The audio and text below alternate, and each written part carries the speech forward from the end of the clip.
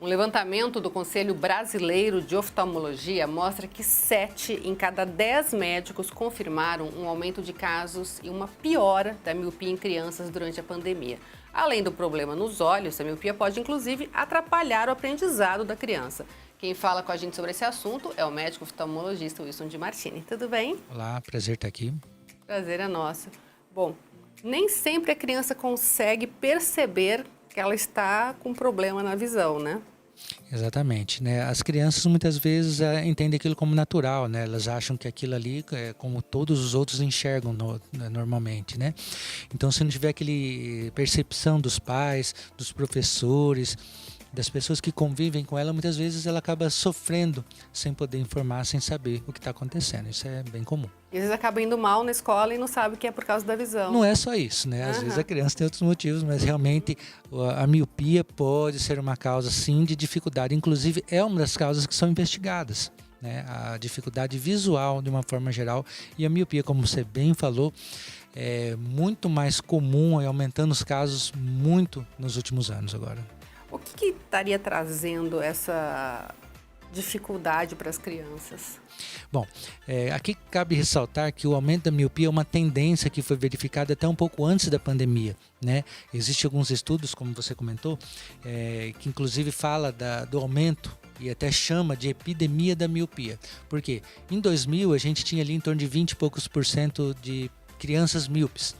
Agora nós estamos com 32% em 2020 e a previsão era de chegar em 2050 com 50% da população mundial míope. Isso dá 1 a cada 2 pessoas míopes, né?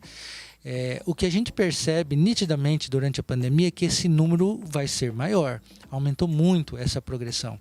Crianças que estavam online, né, nas aulas online, forçando a visão de perto, estimulando a visão de perto e não fazendo atividades outlier, né, outdoor, fora de casa, elas estimularam muito o surgimento e o aumento da miopia, tá?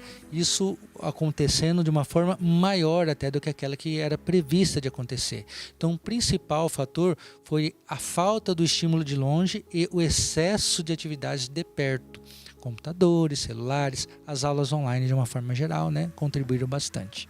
De uma forma simples, assim, a gente pode falar que tem a ver com esse trabalho do nervo óptico, que faz esse trabalho de longe e perto, ou não é isso? Na verdade, é um músculo que ele faz com esforço para enxergar melhor de perto, tá? E quando a gente está enxergando de perto, ele está trabalhando bastante.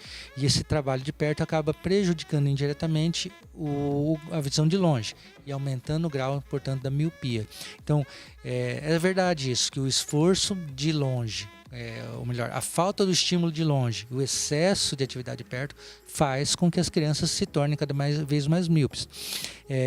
Eu me lembro de uma história que quando eu consultei algumas crianças em Colorado, num projeto que eu fiz lá, uma das crianças eram tidas assim como uma criança com problemas psiquiátricos. Ela não se misturava, não se relacionava com ninguém, sentava lá no fundo e ia super mal. Estou falando isso porque a questão do aprendizado, do interesse, essa criança, num atendimento nós descobrimos que ela tinha 5 graus de miopia. Nossa. Então ela sentava no fundo da escola, não enxergava bem, os pais, coitados, não tinham esse conhecimento, não puderam de alguma forma tratar essa criança, e ela era outra criança depois que ela foi tratada. Ela passou literalmente a enxergar o mundo de uma forma diferente. Que dó, né? Isso realmente é uma pena, né? Uma situação totalmente contornável, evitável e que foi facilmente resolvida.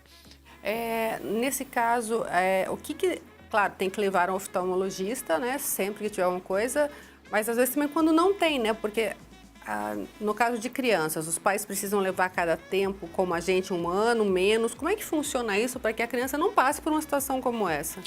Pois a questão de examinar as crianças tem algumas coisas importantes, né? Quando eu estudava, né, no colégio, os professores faziam triagem com aquela tabelinha na parede, tampando um olho, tampando o outro.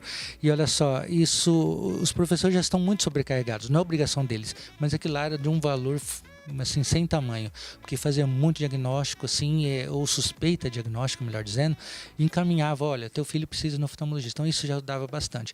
Agora existem sinais que os professores, os pais, as pessoas que convivem com as crianças de uma forma geral podem prestar atenção.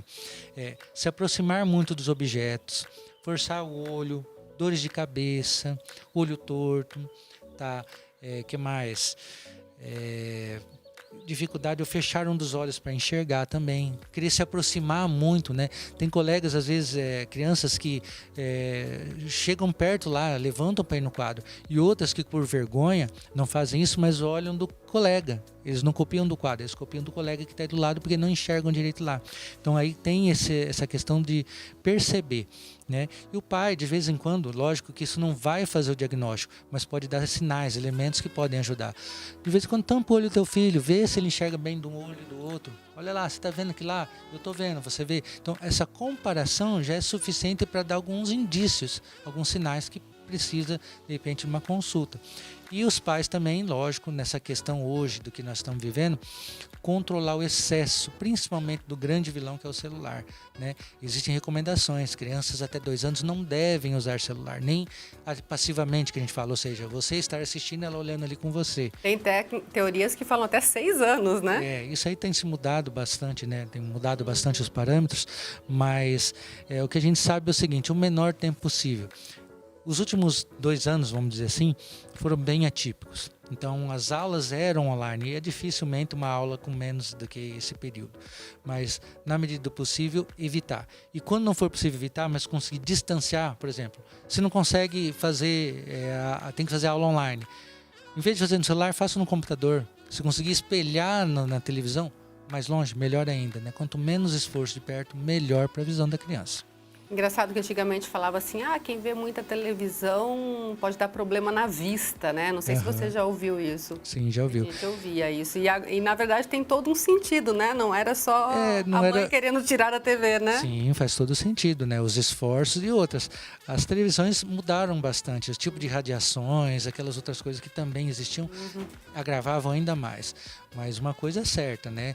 A juventude de hoje, ela perdeu muito daquelas atividades extra, vamos dizer assim, telas, né? E isso com certeza repercute na visão e também no social, Elaine. A gente vê isso também no dia a dia, crianças mais depressivas, mais ansiosas, mais imediatistas, né? Elas querem tudo para ontem, se não for, acaba criando aquele problema também. Então, fica aí essa orientação que eu sei que não é fácil. Eu também tenho 2 crianças pequenas e às vezes nós somos um mau exemplo para elas. E a gente tem que aprender a lidar com isso. E, em caso de dúvida, percebeu que tem alguma coisa diferente, leva para o oftalmo, né? Vai para o oftalmo. Lembrar, gente, a consulta preventiva é sempre o melhor caminho. A gente sempre reforça isso. Eu também até brinco o seguinte, é melhor prevenir, fazer uma consulta preventiva do que tratar uma doença, né? Então, isso é importante para a gente poder evitar algumas coisas que muitas vezes podem agravar, comprometer a saúde, não só visual, mas emocional e até o aprendizado, né? A criança, nota baixa também. Exato. A visão influencia também. Com certeza. Muito obrigada, viu? Imagina, eu que agradeço é um prazer estar aqui. Obrigada.